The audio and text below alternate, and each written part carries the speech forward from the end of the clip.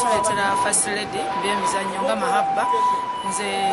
wangulako omudaali gwafuga eggaali n'okuva olwo olw'okuba tuwaddewo ng'abakyala ne muvuzi wa ggaali omuntu akitwala ng'ekikulu invitation tuzifuna naye nga twalina tuteeka musente. Nze ndi happy nnyo ndi munnabyabuzannyo ate ndi munnabyabufuzi manyi First Lady kikyayinza okukola ne kyataakole nga wali era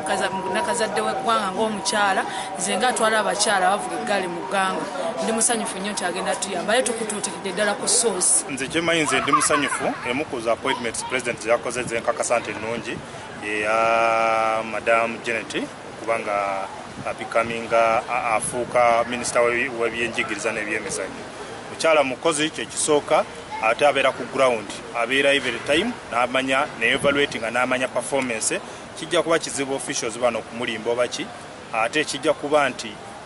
mu ngeri gya supervisingamu department ze kijja kuwa bonna abalimu okukola n'olwekyo ebyemizannyo bijja kuba bikola bulungi ate bijja kuba yenga maama waffe ow'eggwanga okubeera minisita w'ebyemizannyo kitegeeza baba nakazadde w'eggwanga era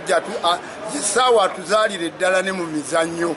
kati wekiba weekiri tukyanirize naye ate amanye nti emizannyo gino gitumbudde gitya eggwanga kubanga tubadde tulinamu obuzibu bungi. Musubiramu kintu kimu kyokka kyokka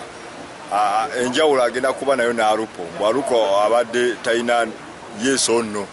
akyuka buli ssaawa alupo naye kati ono omukyala musubiramu okubanga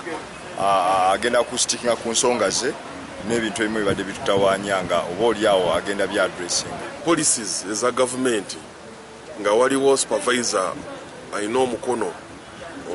okutambuza mangu emirimu gijja kuyamba ne Honorable Charles Bakabulinda ajja kufunamu giya esobola okumuddusa mangu okusobola okuteekawo ebikolero ebya gavumenti byesuubira naddala okuimplementinga policies n'oku executinga budget ya gavumenti mu sports sector.